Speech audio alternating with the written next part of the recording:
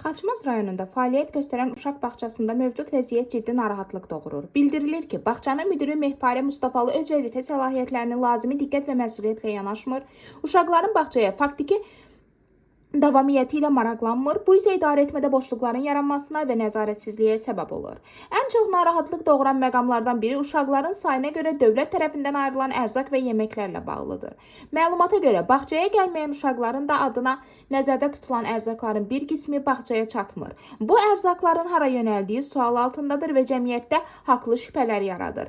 Uşaqların qidalanması kimi həssas bir məsələdə şəffaflığın olmaması yol verilməzdir.